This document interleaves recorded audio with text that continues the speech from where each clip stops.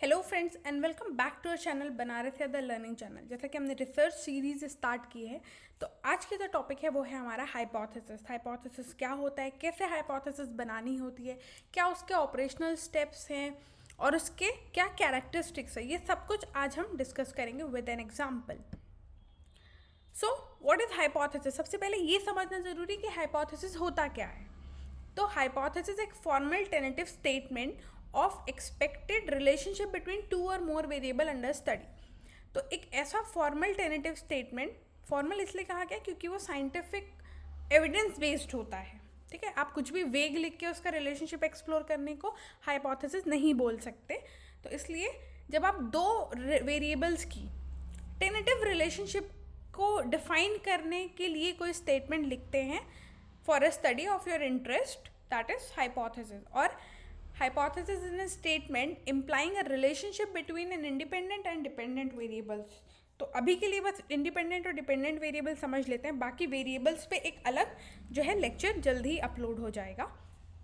तो independent variable होता है जो चेंज को कॉज करता है, ठीक है, जो चेंज ला रहा है, और जिस पे चेंज आ रहा है वो डिपेंडेंट वेरिएबल होता है। अगर यहाँ पे बहुत सिंपल सा हम एग्जांपल लेते हैं तो कॉफ़ी और स्लीप का ले सकते हैं। तो कॉफ़ी क्या है?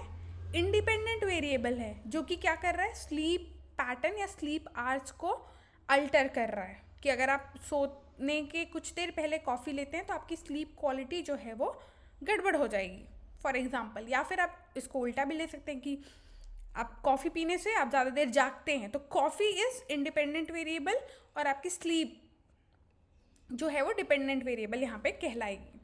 तो एक फॉर्मल स्टेटमेंट जो कि दो वेरिएबल्स की रिलेशनशिप को डिफाइन करे, दैट इज़ आवर हाइपोथेसिस। अब बेसिकली हम यहाँ पे क्योंकि बायोमेडिकल रिसर्च का डिस्कशन कर रहे हैं तो we are discussing according to that only. Then according to various authors, अब डिफरेंट लोगों ने, डिफरेंट रिसर्चर्स ने डिफरेंट टर्म्स के थ्रू या डिफरेंट लैंग्वेजेस में हाइपोथेसिस को समझाने का एफर्ट किया। तो सबसे पहले हम देखते हैं लर्नबर्ग। तो उन्होंने क्या बोला, hypothesis is a tentative generalisation the validity of which is yet to be tested. यानी कि एक ऐसा जनरलाइज स्टेटमेंट है हाइपोथेसिस जिसकी वैलिडिटी या जिसकी प्रामाणिकता अभी टेस्ट नहीं हुई है, होने वाली है, यानी कि रिसर्चर उसी को करने जा रहा है। ठीक है, that is hypothesis. Goode and Hatt ने दो डेफिनेशंस दी हैं। First is a proposition which can be put to determine its validity. एक ऐसा स्टेटमेंट जिसकी वैलिडिटी को प्रूव करने के लिए आप उस प्रपोजल में उस हाइपोथेसिस को लिख रहे हैं, यानी कि can be put to determine its validity, वो होने वाला है, फ्यूचर में लिखा हुआ है कि उसकी वैलिडिटी को हम डिटरमाइन करने वाले हैं। ऐसा स्टेटमेंट बताने वाला जो सेंटेंस है, स्टेटमेंट है, वो हाइपोथेसिस कहलाता है। और hypothesis is a shrewd guess that is formulated and provisionally adopted to explain the observed fact। या फिर हम ऐसा भी कह सकते हैं, एक ऐसा फॉर्मल गेस जो कि ऑब्जर्वेशन के थ्रू अडॉप्ट किया गया है, वो हाइपोथेसिस है। यानी कि अगर किसी ने ये ऑब्जर्व किया कि कोल्ड वाटर इमर्शन से जो है अलर्टनेस बढ़ती है, ये ऑब्जर्व किया कि हम नहा लेते हैं तो हमारी नींद भाग जाती है, दैट इज़ एन ऑब्जर्वेशन। तो उसके बेसिस पे हम एक साइंटिफिक स्टेटमेंट या फिर फॉर्मल स्टेटमेंट दे सकते हैं दो वेरिएबल्स की रिलेशनशिप को देखने, यानी कि कोल्ड वाटर इमर्शन और अलर्टनेस को एक्सप्लोर करने के लिए। तो that can be a hypothesis. So क्या ज़रूरत है हमें हाइपोथेसिस की? क्यों हाइपोथेसिस बनाना है? अगर हमको रिसर्च करना है तो हाइपोथेसिस क्यों बनानी है, क्या ज़रूरत है उसकी रिसर्च में? तो सबसे पहला है कि प्रिंसिपल टूल इन रिसर्च, जैसा कि हमने देखा था रिसर्च क्वेश्चन, रिसर्च प्रॉब्लम में, कि वो इम्पॉर्टेंट टूल है जो रिसर्च स्टडी को गवर्न करते हैं। उसके बाद जो स्टेटमेंट आता है वो है हाइपोथेसिस, जो कि आपके रिसर्च स्टडी को गवर्न करता है। क्योंकि हाइपोथेसिस के बेसिस पे ही आप जो है फाइंडिंग्स करेंगे, आप सर्च करेंगे, आप अपना डाटा कलेक्शन करेंगे, रिसर्च डिज़ाइन बनाएंगे, ये सब कुछ जो है वो हाइपोथेसिस के थ्रू होगा। तो is an important tool in research. Then hypothesis forces researchers to be very specific, क्योंकि आप जो है हाइपोथेसिस में वेरिएबल्स का स्टेटमेंट दे रहे हैं, यानी कि दो या दो से ज़्यादा जितने भी वेरिएबल्स आप पर्टिकुलर इंटरेस्ट एरिया में आप काम करने जा रहे हैं उसका डिफाइन कर रहे हैं। तो throughout the study, throughout the data collection, you have to be specific to that variables. तो इसीलिए यहाँ पे हाइपोथेसिस जो है वो रिसर्चर को स्पेसिफिक बनाता है। इसलिए हम कहते हैं ना कि रिसर्च, जो आप अब कभी रिसर्चर्स के बीच में जाएंगे तो वो कहते हैं मेरा एक्सपर्टीज़ इस पर्टिकुलर सब्जेक्ट में, इस एरिया में है, ठीक है। तो they are very specific. So similarly hypothesis भी जो है रिसर्चर को स्पेसिफिक बनाता है कि उसको किस पे काम करना है। फॉर एग्जांपल अगर मुझे कॉफ़ी और स्लीप पे काम करना है तो मुझे पूरी टाइम वही फोकस रहेगा। हम उसके अलावा कॉफ़ी का कोई और हेल्थ बेनिफिट या कोई और डीमेरिट्स देखने नहीं जाएंगे। I will work on sleep and coffee, that's it. Then hypothesis governs development of methodology. जैसे कि मैंने अभी बताया कि हाइपोथेसिस जो है वो मेथडोलॉजी, रिसर्च, डिज़ाइन सब कुछ को डिज़ाइन करने में हेल्प करता है। वो हमारा हाइपोथेसिस है जो हमें गवर्न करता है या हमें गाइड करता है कि हमें कैसी रिसर्च डिज़ाइन लेनी है, कैसा सैम्पल सेटिंग होना चाहिए, सैम्पलिंग कैसी होनी चाहिए, ये सब कुछ जो है हमारा हाइपोथेसिस के बेसिस पे होता है। Then hypothesis determines most appropriate research design and techniques of data analysis. Research design के साथ साथ डाटा एनालिसिस की टेक्निक के लिए भी हाइपोथेसिस की ज़रूरत होती है। Then hypothesis facilitates collection of relevant data to measurable variable, यानी कि क्योंकि हमने बात की कि हाइपोथेसिस जो है वेरिएबल्स को डिस्क्राइब करता है, उनके एक्सपेक्टेड रिलेशनशिप को डिफाइन करता है, ठीक है। तो यहाँ पे वो जो है कलेक्शन ऑफ डाटा के लिए भी उतना इम्पॉर्टेंट है, क्योंकि जब हम वेरिएबल्स डिफाइन करेंगे तो हमको उसके लिए पैरामीटर भी डिफाइन करना होगा कि हम उसको मेजर किस पैरामीटर में करेंगे। तो हाइपोथेसिस हमको वहाँ पे भी हेल्प करता है कि अगर मुझे स्लीप की क्वांटिटी देखनी है तो मुझे आवर्स ऑफ स्लीप देखना है, अगर मुझे स्लीप की क्वालिटी देखनी है तो मुझे पोलोसोमनोग्राफी या PSG जो है वो कराना है, ठीक है। तो ये सारे मेजरेबल वेरिएबल्स जो हैं, जो भी आप पैरामीटर यूज़ करेंगे आउटकम के लिए, ये सब कुछ हाइपोथेसिस के थ्रू गवर्न होगा। Then hypothesis helps to delimit the field of inquiry. तो फील्ड ऑफ इंक्वायरी को जो है वो बिल्कुल स्पेसिफिक बनाता है और हमको जो है और अच्छे से उसी को एक्सप्लोर करने में हेल्प करता है, ठीक है। फॉर एग्जाम्पल अगर इसको बहुत ईजी वे से समझे तो अगर आप बच्चे को एक कलर का क्ले देंगे तो वो जो है कुछ बनाने में जो है इंटरेस्टेड होगा, या वो ज़्यादा फोकस करेगा बनाने में, क्ले से कुछ क्रिएटिव बनाने में, रादर देन अगर आप उसको मल्टीपल क्लेज देंगे तो वो कलर कॉम्बिनेशन या उनको मर्ज करने में या वैसे ही वो कंफ्यूज हो जाएगा। तो सेम गोज़ फॉर हाइपोथेसिस या रिसर्च, जितना आप स्पेसिफिक होंगे उतना आप ज़्यादा अच्छा एक्सप्लोर कर पाएंगे उस पर्टिकुलर टॉपिक में। तो same the statements guides us to do that. Then hypothesis serves as a framework for stating conclusion of the research finding. इसके अलावा हमको हमारे रिसर्च की फाइंडिंग्स सही हैं गलत है ये भी स्टेट करने में हाइपोथेसिस मदद करती है, क्योंकि जब हम बायोमेडिकल रिसर्च का सिनॉप्सिस या प्रपोजल बनाते हैं तो हम 2 हाइपोथेसिस लिखते हैं उसमें, एक होती है नल हाइपोथेसिस, एक होती है अल्टरनेट हाइपोथेसिस। तो हम नल हाइपोथेसिस यानी कि जो ऐसी हाइपोथेसिस जो ये बताती है कि जो 2 वेरिएबल्स हैं उनमें कोई रिलेशनशिप नहीं होता, तो उनको जो है हम आगे प्रूव या डिसप्रूव करते हैं, क्योंकि हम आगे टाइप्स में भी पढ़ेंगे कि डिफरेंट टाइप्स की हाइपोथेसिस कौन कौन सी होती है। तो नल हाइपोथेसिस ट्रू है फॉल्स है ये भी हम हाइपोथेसिस के थ्रू ही स्टेट कर पा रहे हैं, या वो रिलेशनशिप पर्टिकुलर 2 वेरिएबल में है या नहीं, ये हम हाइपोथेसिस के थ्रू ही प्रूफ करेंगे। Then hypothesis link theory to the actual practice.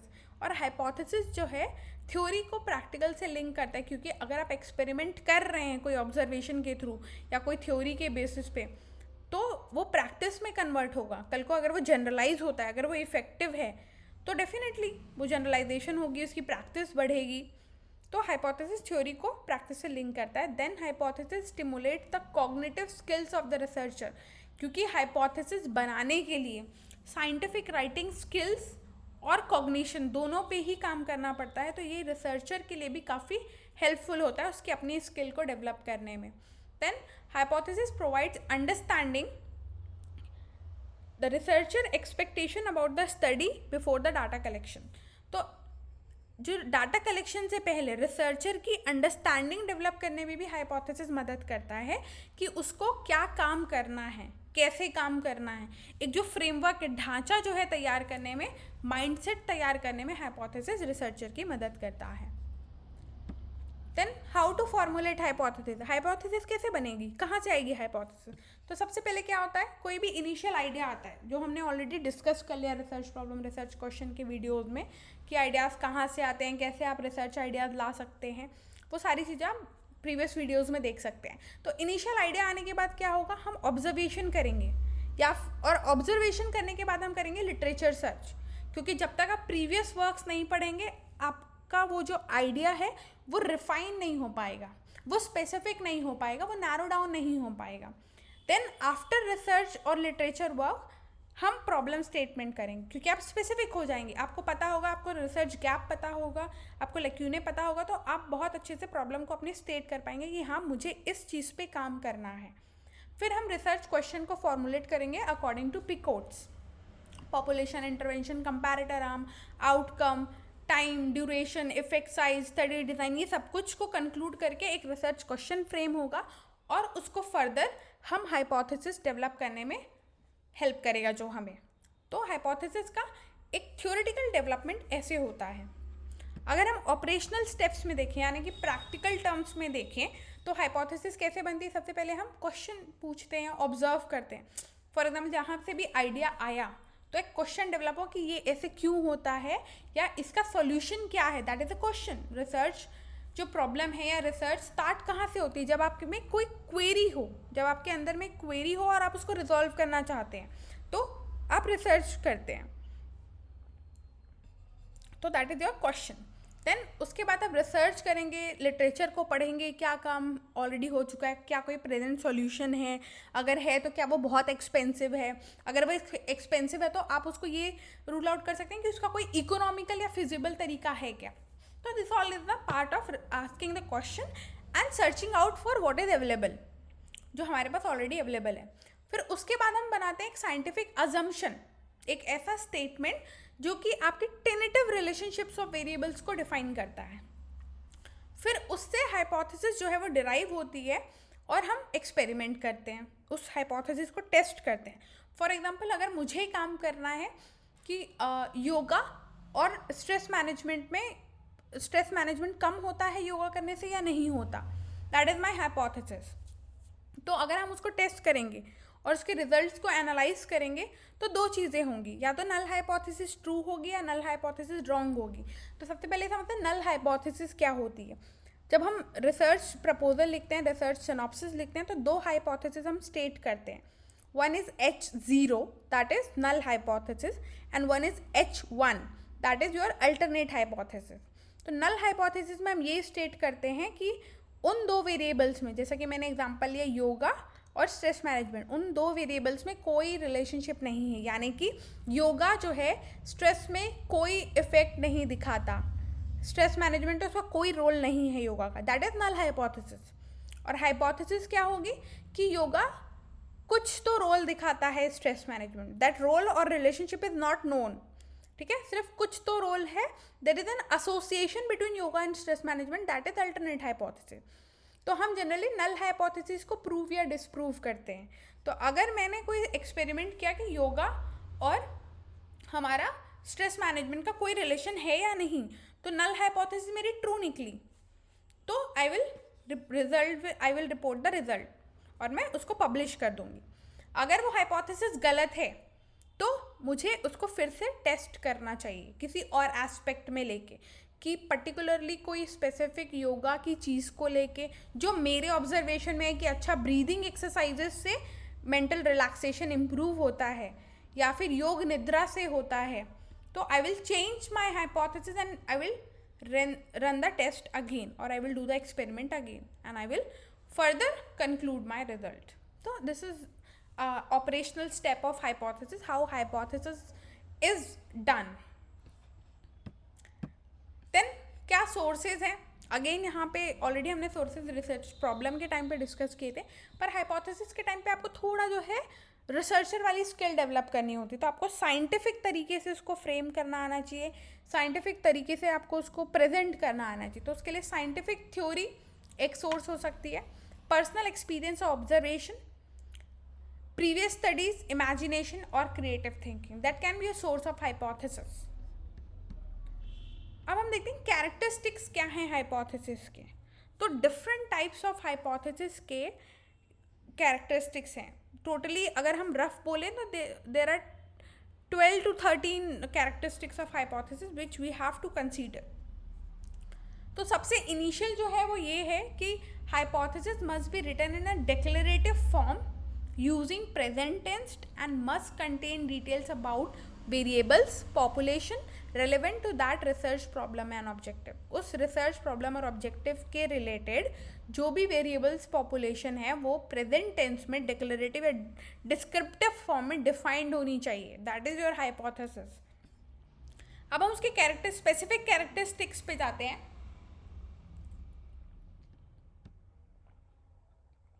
तो first is your conceptual clarity. Conceptual clarity से आप क्या समझते हैं कि जो कंसेप्ट है वो बहुत अच्छे से डिफाइंड और अंडरस्टैंडेबल होना चाहिए. ऐसा नहीं कि आप बहुत कोई दूर जैसे होता है ना, इसका अगर एक बहुत इजी एग्जांपल समझे तो हम ये समझ सकते हैं कि आप जो है मम्मी पापा के जो रिलेटिव्स हैं उनको, जो नियर बाय रिलेटिव्स हैं उनको समझ पाते हैं कि अच्छा ये पापा की मौसी है, ये पापा की बुआ, ये मम्मी की मम्मी है. ये इजी रिलेशनशिप्स आप समझ पाते हैं. जब आपको कोई कॉम्प्लेक्स रिलेशनशिप समझाता है जैसे कि ये पापा की बुआ की बेटी की बेटा है, this kind of complex relationship, तो आपको डिफ़िकल्टी होती है, वहाँ पे आपकी क्लैरिटी नहीं बैठ पाती. तो same goes for hypothesis that आपकी कंसेप्चुअल क्लैरिटी बहुत ज़रूरी है वहाँ पे कि आप उन दो वेरिएबल्स को कैसे रिलेट कर रहे हो और उसमें क्या काम आप करना चाहते हो. That should be very clear and understandable. Then hypothesis stated in clear terms, meaning and implications of which cannot be doubted. तो जो भी terms, meaning और implications आप show कर रहे हैं अपने hypothesis में, उसमें कोई doubt नहीं होना चाहिए, वो बहुत clear होना चाहिए. Then another important characteristics of hypothesis is empirical referent. Empirical referent क्या होता है कि no hypothesis can embody moral judgment and must have empirical basis for inquiry. कि उसका कोई ना कोई रिलेशन होना चाहिए प्रैक्टिकलिटी से और वो मॉरली जो है वो करेक्ट होना चाहिए. वो मॉरली जो है वो बिल्कुल सही होना चाहिए, वो उस सब्जेक्ट के लिए, वो पर्टिकुलर हमारे कम्युनिटी के लिए वो सही होना चाहिए और उसका कोई रेफरेंस होना बहुत ज़रूरी है कि हाँ ये पर्टिकुलर चीज़ आप यूज़ कर सकते हैं. फॉर एग्जांपल अगर आपको कोई स्टडी करनी है निमोनिया पे बच्चों में और किसी ने आपको बोल दिया कि हाँ कोई पर्टिकुलर जो पेड़ है वो उसका रस या उसकी पत्तियों का रस काफ़ी इफ़ेक्टिव है, तो आप डायरेक्टली उसको जाके नहीं आप टेस्ट कर सकते हैं.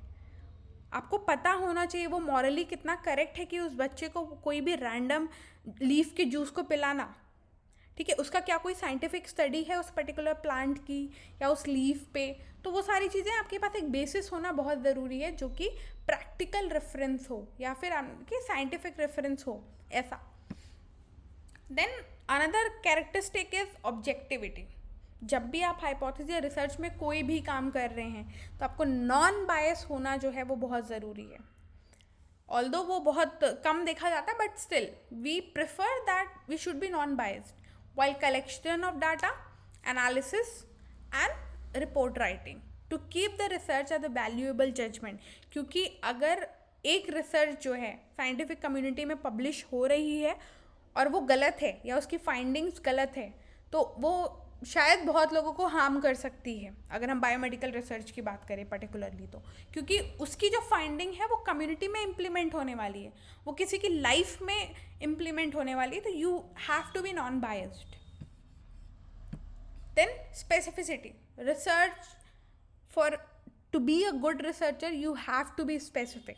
अगर आप स्पेसिफिक नहीं हैं तो आप रिसर्च में कहीं लॉस्ट हो जाएंगे. तो hypothesis should be specific and should explain the expected relationship between the variables. दो या जो भी वेरिएबल्स हैं आपके स्टडी के उसके एक्सपेक्टेड रिलेशनशिप को बहुत स्पेसिफिकली डिफाइन करें, ऐसी हाइपोथेसिस होनी चाहिए. Then relevant. तो हाइपोथेसिस शुड बी रेलेवेंट और एनी रिसर्च प्रोजेक्ट टॉपिक और interest area should be relevant to the problem and the objective and the theory under the test of research process. कि आप जो भी find out करना चाहते हैं, जो भी रिसर्च प्रॉब्लम, जो भी ऑब्जर्वेशन पे आप काम करना चाहते हैं, वो रेलेवेंट होनी चाहिए कम्युनिटी के लिए, लोगों के लिए, वो कुछ चेंज लाए, वो कुछ डेवलपमेंट करे, वो कुछ नॉलेज एक्सपैंड करें, तो वो रेलेवेंस होना बहुत ज़रूरी है। देन टेस्टेबिलिटी, अगर वो टेस्टेबल नहीं है तो उस हाइपोथेसिस का, उस कंसेप्ट का, उस आइडिया का कोई मतलब नहीं है रिसर्च में। तो hypothesis should B testable via directly और इनडायरेक्टली मेजरेबल थिंग्स। कोई भी मेजरेबल या डायरेक्टली या इनडायरेक्टली मेजरेबल पैरामीटर को यूज़ करना होगा आपको हाइपोथेसिस में, ताकि उसको क्वांटिफाई किया जा सके, उसको एनालाइज किया जा सके। Then hypothesis should be in consistency with the theories which we already have, research findings which have been published and correspond with existing knowledge. किसी भी टाइप के existing knowledge, research finding theory या published paper और any kind of scientific work, it should be consistent with.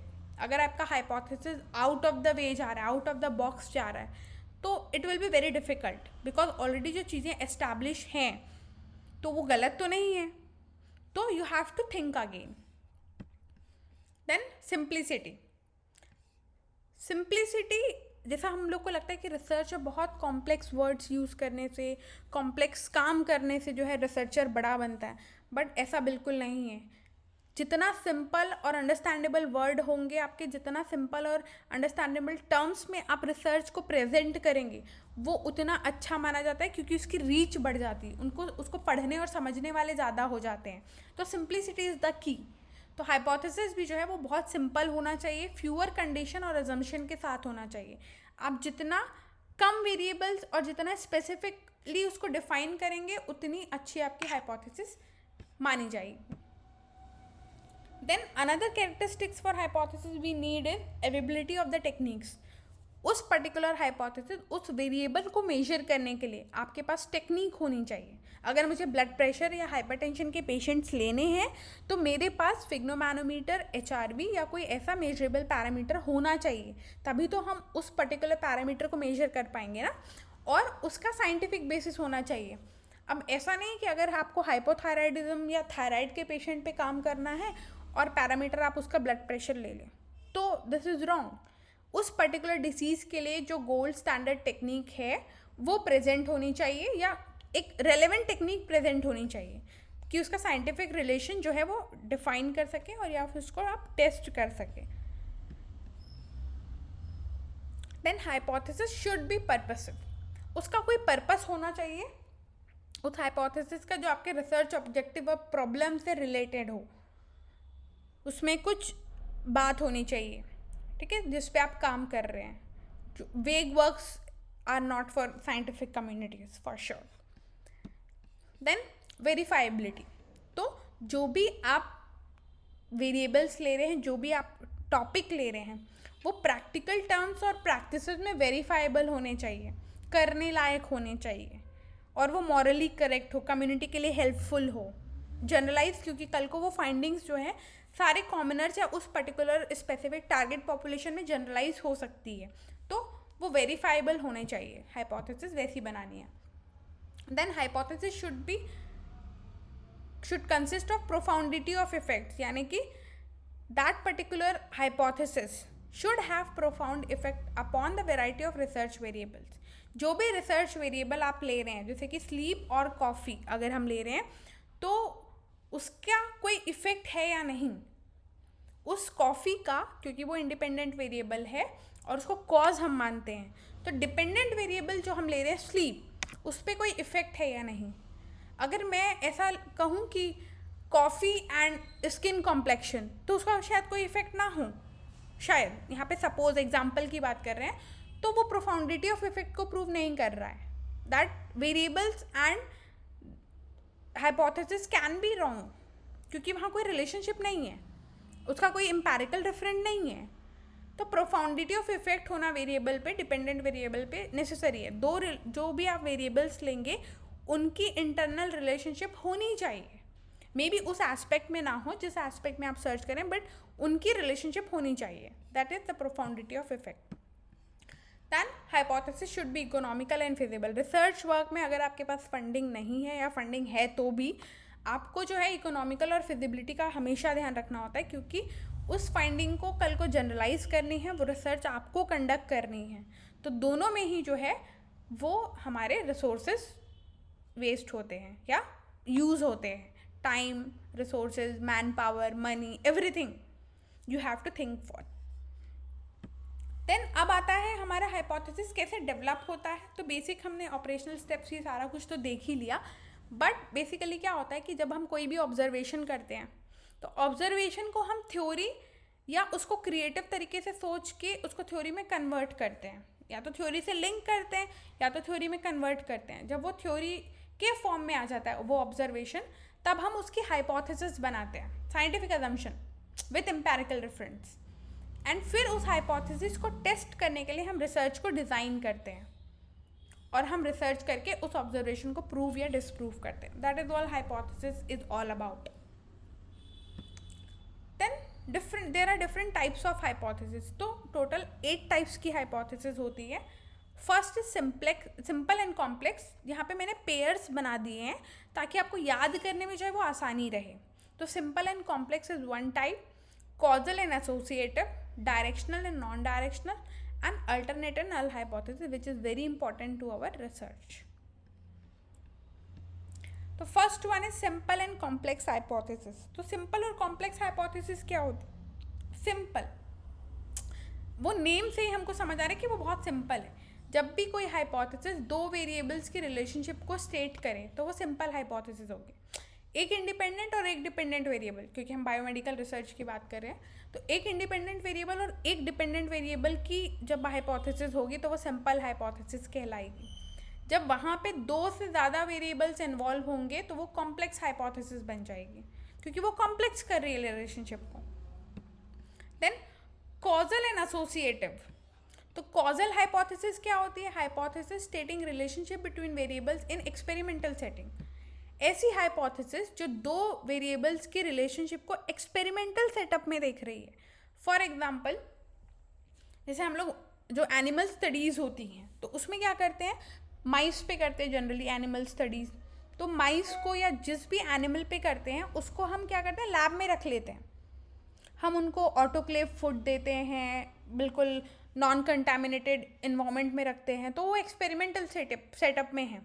तो जब वहाँ पे आप कोई सेटअप में, अपने खुद के सेटअप में, यानी कि रिसर्चर के सेटअप में दो वेरिएबल्स की रिलेशनशिप को फाइंड आउट करना चाहते हैं तो वो कॉजल हाइपोथेसिस कहलाएगी। जब आप कोई पर्टिकुलर चीज़ की इफेक्ट नेचुरल सेटिंग में देखते हैं तो वो एसोसिएटिव कहलाएगी। फॉर एग्जांपल, स्मोकिंग का, पैसिव स्मोकिंग का क्या इफेक्ट होता है? तो पैसिव स्मोकिंग जो है वो एक पब्लिक कंसर्न है, ठीक है। जो स्मोकर है वो पब्लिकली स्मोक कर रहा है नेचुरल सेटिंग में, तो उससे कितने लोग अफेक्ट हो रहे हैं। जो एपिडेमियोलॉजिकल स्टडीज़ होती हैं वो जनरली नेचुरल सेटिंग में होती है। तो that can be associative hypothesis. Based on associative hypothesis वो सारी स्टडीज़ होती हैं। Then directional and non directional hypothesis.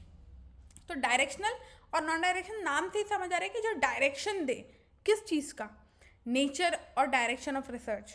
जो भी नेचर है उन दो वेरिएबल्स के बीच में उसको डायरेक्ट करे, दैट इज डायरेक्शनल हाइपोथेसिस। और हाइपोथेसिस जो नेचर और डायरेक्शन को नहीं बता पा रही है उस वेरिएबल्स की, वो non directional hypothesis. Then null and alternate hypothesis. तो null hypothesis is also known as statistical hypothesis which states no relationship between the variables, no relationship. And another is alternate hypothesis, which projects a relationship between two variables or variables, independent and dependent variable in an intervention. तो जब कोई hypothesis दो variables या कोई भी variables के बीच में relationship को स्टेट नहीं करती है, कोई रिलेशनशिप नहीं है कहती है, तो वो नल हाइपोथेसिस है। और जब कोई रिलेशनशिप है ये बताती है तो वो अल्टरनेट हाइपोथेसिस जो है वो कहलाती है। हाइपोथेसिस को अप्रोच करने के दो तरीके माने जाते हैं, एक होता है इंडक्टिव, एक होता है डिडक्टिव। तो सबसे पहले वर्ड्स को समझते हैं। इंड्यूस करना कोई चीज़ को जन्म देना, बनाना। तो यहाँ पे जो है वो ऑब्जर्वेशन हो रहा है ऑब्जर्वेशन में कोई पैटर्न देखा जा रहे थे, हम डाटा कलेक्ट करते हैं तो हम देखते हैं अच्छा पैटर्न क्या आ रहा है, इस पर्टिकुलर चीज़ का इफेक्ट किधर जा रहा है, और उससे हम टेनेटिव अजम्पशन बनाते हैं और एक थ्योरी बनाते हैं। और वहीं अगर दूसरी तरफ देखें डिडक्टिव, तो डिडक्टिव का मतलब होता है किसी चीज़ को कम करना, कट डाउन करना, किसी चीज़ को और नैरो डाउन करना। तो थ्योरी हमारे पास ऑलरेडी है, हम उस थ्योरी से और कुछ नैरो डाउन करना चाहते हैं, तो हमने एक हाइपोथेसिस बना ली उस थ्योरी से। अब उस हाइपोथेसिस को हमने ऑब्जर्व किया और उस हाइपोथेसिस के ऑब्जर्वेशन को हमने कंफर्म किया। That is a deductive approach for making an hypothesis और एन इंडक्टिव अप्रोच। तो we have two types of approaches. अब देखते हैं हाइपोथेसिस लिखी कैसी जाती है, ये एग्जाम्पल के थ्रू। तो एक प्रॉब्लम स्टेटमेंट यहाँ पे दी हुई है कि assessment of the effect of breathing practices on quality of life of patient with CKD a randomize control trial. कि यहाँ पे हमको देखना है कि कोई ब्रीदिंग प्रैक्टिसेस या प्राणायाम है जिसका हमको इफेक्ट देखना है क्वालिटी ऑफ लाइफ पे, किससे, CKD क्रॉनिक किडनी डिसीज़ के पेशेंट्स पे। एक ये रैंडमाइज कंट्रोल ट्रायल है, ठीक है। तो यहाँ पे नल हाइपोथेसिस क्या बनेगी? नल हाइपोथेसिस बनेगी कि ब्रीदिंग एक्सरसाइजेज और क्वालिटी ऑफ लाइफ जो है उसका कोई रिलेशनशिप नहीं है। There will be no significant effect of breathing exercises on quality of life in patient with CKD a RCT। ये एक नल हाइपोथेसिस का स्टैंडर्ड स्टेटमेंट होगा। और अल्टरनेट हाइपोथेसिस क्या बोलेगा कि there will be a significant effect of breathing exercises on quality of life in patients with CKD a randomize control trial. तो यहाँ पे आपको देखना है कि इंडिपेंडेंट वेरिएबल क्या हुआ? इंडिपेंडेंट वेरिएबल हुआ आपकी ब्रीदिंग प्रैक्टिसेस या प्राणायाम। डिपेंडेंट वेरिएबल है जिस पे हम इफेक्ट देख रहे हैं, तो ये तो हुआ कॉज। अब इफेक्ट क्या है? इफेक्ट हम देख रहे हैं क्वालिटी ऑफ लाइफ पे, तो क्वालिटी ऑफ लाइफ जो है वो डिपेंडेंट वेरिएबल हो गया। और हमारी पॉपुलेशन क्या है? तो क्रॉनिक किडनी डिसीज़ के पेशेंट हमारी पॉपुलेशन है। और अब रिलेशनशिप क्या है? तो predicting a better quality of life among patient performing breathing exercise. तो हम ये एक्सपेक्ट कर रहे हैं रिलेशनशिप, या मेरी इस रिसर्च में हम ये एक्सपेक्ट कर रहे हैं कि जिनको हम प्राणायाम करा रहे हैं उनकी क्वालिटी ऑफ लाइफ जो है वो इम्प्रूव होनी चाहिए। ये रिलेशनशिप एक्सपेक्टेड है मेरे को। और फिर इसका लेवल ऑफ सिग्निफिकेंस हम रखते हैं जनरली, ये स्टैटिस्टिक्स का पार्ट है कि 0.05 जो है वो लेवल ऑफ सिग्निफिकेंस हम मानते हैं। तो that is very common for every kind of studies. और हाइपोथेसिस को टेस्ट भी किया जाता है फर्दर, ये एनालिसिस के पार्ट का जो है सेक्शन है, बट हाइपोथेसिस क्योंकि हम डिस्कस कर रहे हैं तो ये हमको पता होना चाहिए। तो हाइपोथेसिस टेस्टिंग जो है वो दो तरीके से होती है, एक होती है पैरामेट्रिक टेस्टिंग या पैरामेट्रिक टेस्ट, और एक होता है नॉन पैरामेट्रिक टेस्ट। तो depending on sample size, different assumptions, data का क्या प्लॉट बना है यानी कि उसका कैसा कर्व बना है, उसके बेसिस पे हम डाटा कलेक्शन के बाद पैरामेट्रिक या नॉन पैरामेट्रिक टेस्ट को यूज़ करके अपने हाइपोथेसिस को प्रूव या डिसप्रूव करते हैं। तो hope you guys like this video, do like, share and subscribe our channel for more videos. Thanks for watching.